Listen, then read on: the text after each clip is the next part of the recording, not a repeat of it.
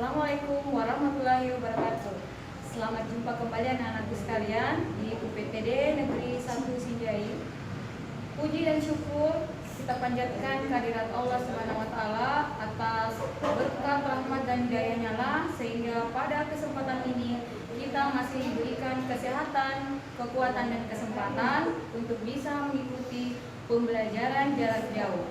Salam dan salawat tak lupa kita haturkan kepada Nabi besar Muhammad SAW, karena atas petunjuk dan rahmat dari beliau sehingga kita masih berada di tempat ini.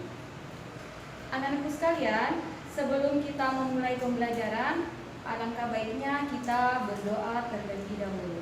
Berdoa dimulai. Ya, selesai.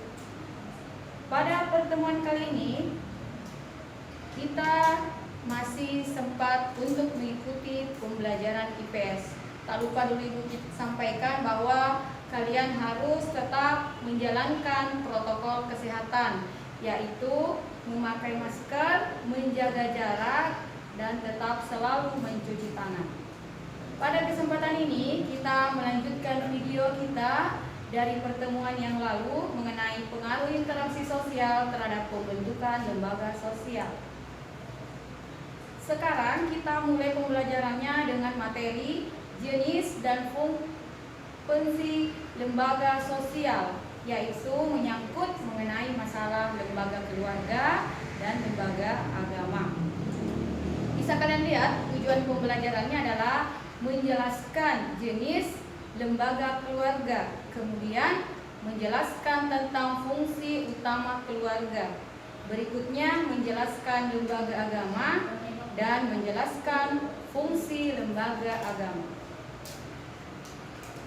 Lembaga sosial sebagai yang mana kita ketahui adalah keseluruhan dari sistem norma yang terbentuk berdasarkan tujuan dan fungsi tertentu di dalam masyarakat.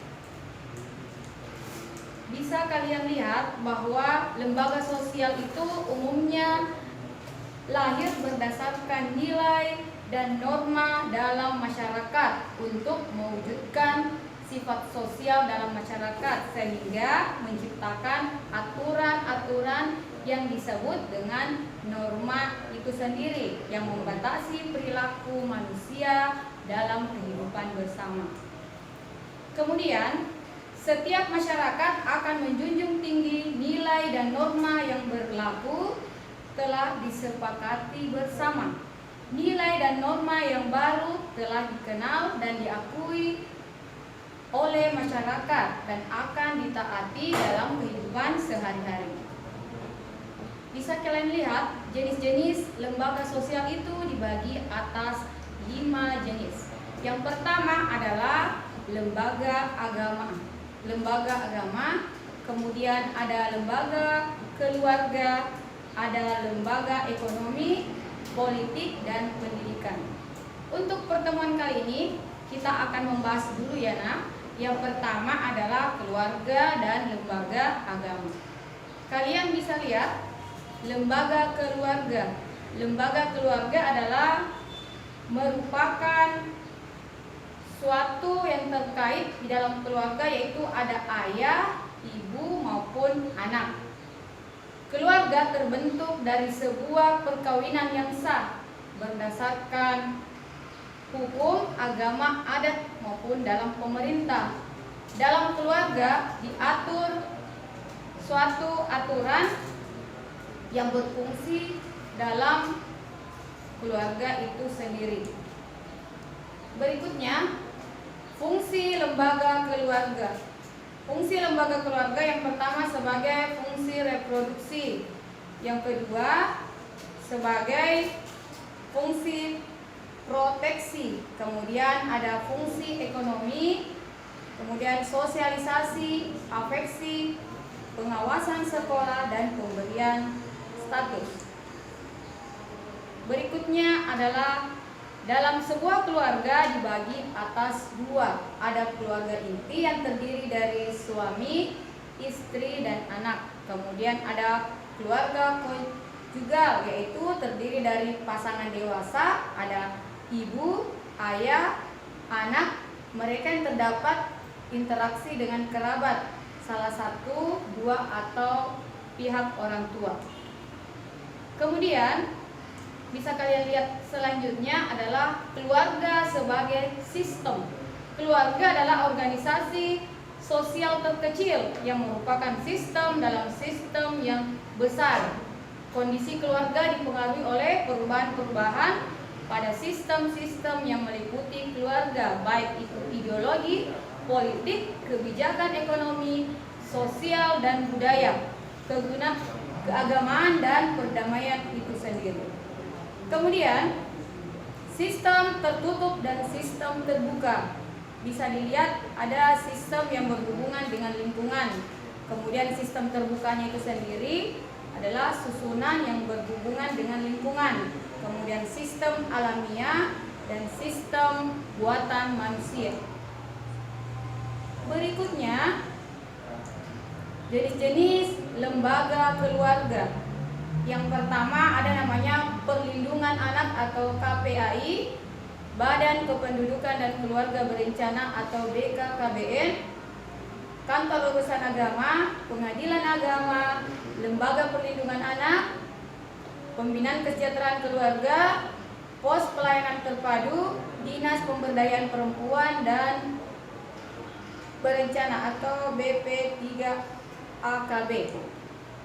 Selanjutnya, lembaga agama. Kita bisa lihat di sini pengertian lembaga agama adalah suatu lembaga yaitu sistem keyakinan dan praktek keagamaan dalam masyarakat yang telah dirumuskan dan dibakukan. Bisa kalian lihat di sini ada 5 jenis lembaga agama yang khususnya diakui di Indonesia, mulai dari Islam, Kristen Katolik, Kristen Protestan, Buddha, Hindu maupun Konghucu. Ini semua bentuk dari lembaga sosial keagamaan. Selanjutnya bisa kita lihat jenis lembaga agama. Yang pertama itu tadi ada Islam, Majelis Ulama Islam atau MUI. Kemudian untuk Kristen, kemudian untuk Buddha, Hindu maupun Katolik. Itu bisa tergambar jelas jenis-jenis lembaga agama. Selanjutnya unsur-unsur agama. Menurut Klein Cloud, dalam agama terdapat beberapa unsur, mulai dari kepercayaan, simbol agama, praktek keagamaan, pengalaman keagamaan, serta umat beragama. Dilihat pula fungsinya bisa sebagai sumber pedoman bagi kehidupan, mengatur tata cara berhubungan dengan manusia satu dengan yang lain, merupakan tuntutan, kemudian pedoman mengungkapkan kebersamaan, pedoman perasaan keyakinan, pedoman keberadaan, pengungkapan estetika, pedoman rekreasi dan hidupan, serta memberi identitas kepada manusia sebagai umat suatu agama. Yang terakhir, setelah kalian mengikuti pembelajaran video ini, kalian bisa mengerjakan tugas sebagai berikut. Yang pertama, sebutkan dan jelaskan fungsi dari lembaga agama. Yang kedua, ceritakan peran atau tugasmu dalam keluarga. Yang ketiga, jelaskan fungsi lembaga agama. Yang keempat, bagaimana lembaga agama mempengaruhi kehidupan kalian. Ya, mungkin ini saja materi pada pertemuan kita hari ini.